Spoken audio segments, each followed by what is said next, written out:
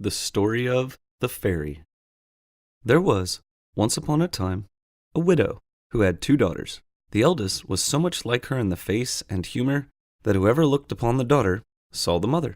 They were both so disagreeable and so proud that there was no living with them.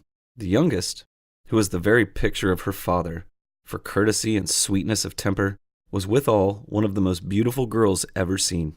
As people naturally love their own likeness, this mother even bragged on her eldest daughter, and at the same time had a horrible aversion for the youngest. She made her eat in the kitchen and work continuously. Among other things, this poor child was forced twice a day to draw water above 1.5 miles off the house and bring home a pitcher full of it. One day, as she was at this fountain, there came to her a poor woman, who begged of her to let her drink.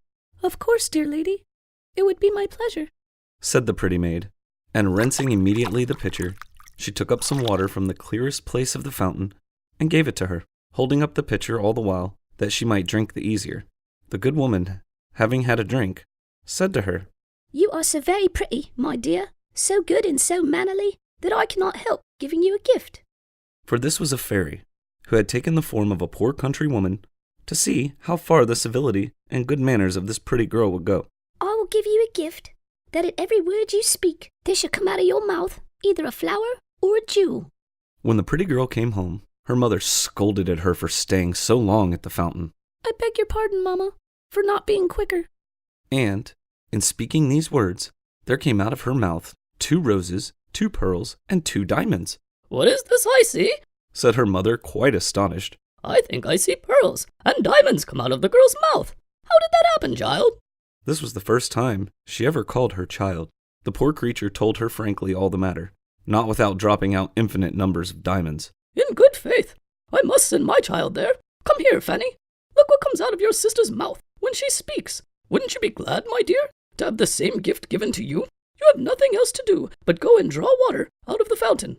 And when a certain poor woman asks you to let her drink, you give it to her very civilly." "It would be a very fine sight indeed, to see me go draw water." "You shall go, and this minute." So she went away, but grumbling all the way. Have me go draw water, just 'cause my sister can spit out diamonds and this is stupid. Taking with her the best silver tankard in the house.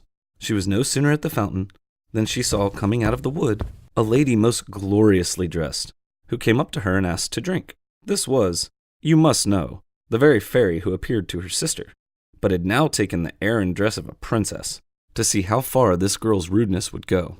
"Have I come here to serve you water? I suppose the silver tankard was brought purely for her ladyship, was it?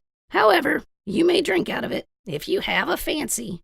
"You are not over and above mannerly. Well then, since you have so little breeding, and are so disobliging, I give you a gift, that at every word you speak, there shall come out of your mouth a snake or a toad." So soon as her mother saw her coming, she cried out, "Well, daughter?" "Well, mother," answered the daughter, throwing out of her mouth 2 vipers and 2 toads. "Oh, mercy! What is it I see? Oh, it is that wretch, her sister, who has occasioned all this, but she shall pay for it."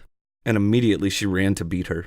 The poor child fled away from her, and went to hide herself in the forest, not far from there. The king's son, then on his return from hunting, met her, and seeing her so very pretty, asked her what she did there alone, and why she cried. "Alas, sir, my mamma has chased me out." The king's son, who saw 5 or 6 pearls and as many diamonds come out of her mouth, desired her to tell him how that happened.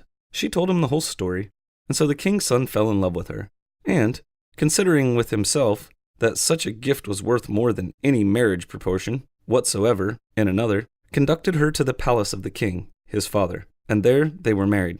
As for her sister, she had made herself so hated that even her own mother did not want her in her house, and the miserable girl, having wandered about a good while without finding anybody to take her in, went to a corner in the woods and remained there alone for the rest of her days. Thanks for listening, everyone. If you like the stories, hit the subscribe button, and you'll get a notification next Friday when the next story comes out.